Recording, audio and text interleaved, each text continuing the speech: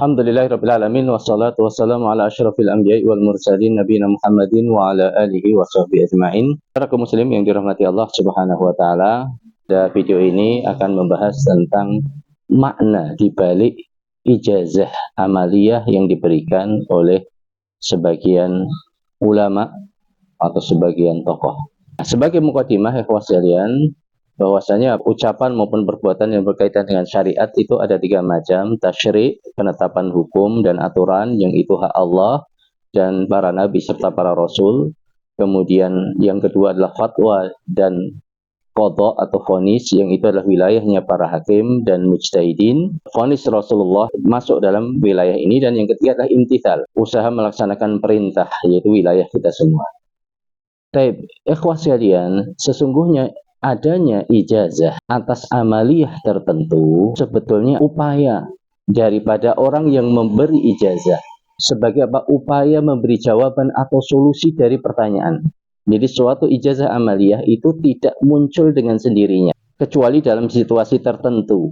Misalnya ketika seorang guru itu sangat penyayang kepada muridnya, kemudian dia melihat salah satu amaliyah dia sendiri, menurut atau dalam pandangan atau dalam persangkaan dia, ghalabatudz, amaliyah itu dicintai oleh Allah. Kemudian dia memberitahu, menasihati muridnya dengan amaliyah ini. Atau ada pertanyaan dari murid atau dari jamaah tentang solusi, ya, dia punya masalah. Kemudian guru tadi yang dimintai pertanyaan tadi apa? Melihat adanya suatu amaliyah dalam pandangan dia yang itu bisa mendekatkan si penanya kepada Allah dan bisa memberikan solusinya. Maka dia mengijazahkan amaliyah tertentu yang menurut ijtihad dia itu dicintai oleh Allah dan bisa menjadi solusi bagi si penanya.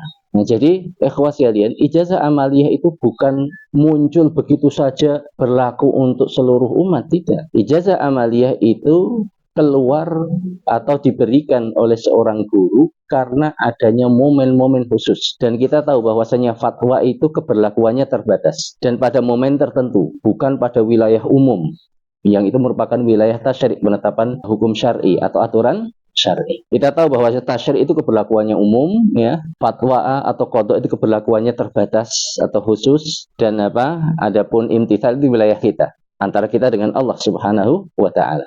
Kalau tadi membahas tentang pilihan personal dalam masalah imtithalul amr, usaha melaksanakan perintah, maka saat ini, kali ini kita membahas tentang ijazah amaliyah, yang kaitannya bahwasanya ketika kita boleh melakukan suatu perbuatan amaliyah tertentu antara kita dengan Allah, bukan berarti amaliyah itu boleh kita ajarkan secara luas. Kenapa? Karena mengajarkan secara luas itu wilayahnya tasyri', wilayahnya sahibus syariah, yaitu Allah, kemudian para nabi dan rasul dengan perintah dari Allah. Dan itu berkaitan dengan sesuatu yang dicintai oleh Allah. Tidak ada yang tahu sesuatu yang dicintai oleh Allah kecuali Allah Subhanahu wa ta'ala.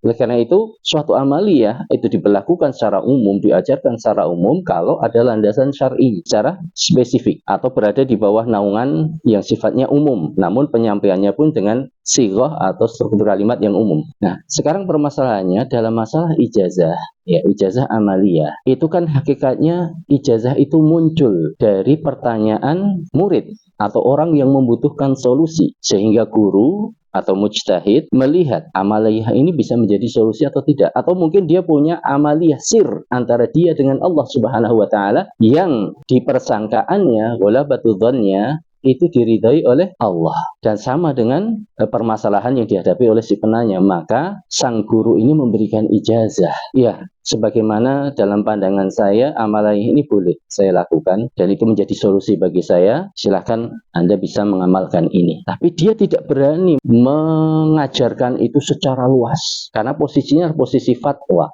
Fatwa itu pada wilayah khusus, sedangkan luas itu pada wilayah syariat, pensyariatan. Maksud daripada ijazah amaliyah itu karena apa? Karena sang guru melihat amal itu boleh dia kerjakan. Dan ketika muridnya ada permasalahan yang semisal dengan masalah dirinya, dia menfatwakan itu, menijazahkan itu. Ini adalah apa? Kaitan dengan amaliyah personal antara kita dengan Allah Subhanahu wa ta'ala. Tapi kan kita tidak tahu bahwasanya amal itu apakah betul-betul diridhai oleh Allah. Makanya diijazahkan, dibatasi membatasi skopnya. Oleh karena itu ikhwas sekalian, karena kita tidak tahu solusi yang datang kepada kita, yang Allah berikan kepada kita pun kita tidak tahu apakah karena amaliyah tersebut, ataukah mungkin karena doa kita yang lain, atau doa orang lain untuk kita, ataukah semata-mata Allah memberi solusi tidak ada kaitannya dengan amaliyah tadi. Kita kan tidak tahu. Oleh karena itu seorang guru ketika mengijazahkan maksudnya apa?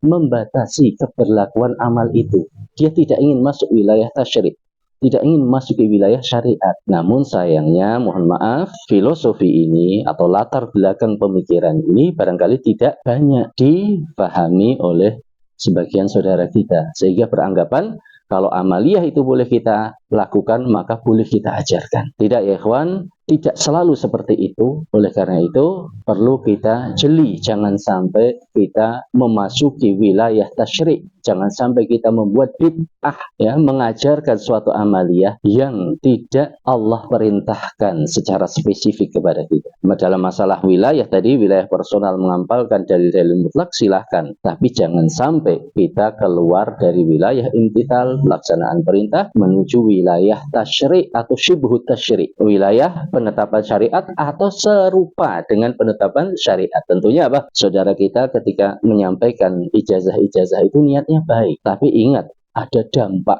yang sangat besar ketika fadilah yang kita sebutkan tadi tidak terwujud. Mungkin masyarakat akan mengira, loh ini kok saya sudah amalkan tidak terbukti. Berarti apa? Yang tercederai adalah syariat Islam. Dan ketika misalnya kita melakukan suatu amaliyah untuk suatu hajat duniawi dan hajat itu terwujud, kita tidak tahu apakah terwujudnya hajat itu karena memang Allah meridhoi amaliyah itu, atau karena doa kita yang lain, atau karena doa orang tua kita, atau karena memang Allah ingin memberikan itu. Tidak ada kaitannya dengan amaliyah yang kita amalkan tadi sebagai wujud ujian yang lain bagi diri kita. Semoga bisa dipahami. Wallahu ta'ala alam wa sallallahu ala nabiyyina Muhammad wa ala alihi wa sahbihi ajma'in walhamdulillahi rabbil alamin.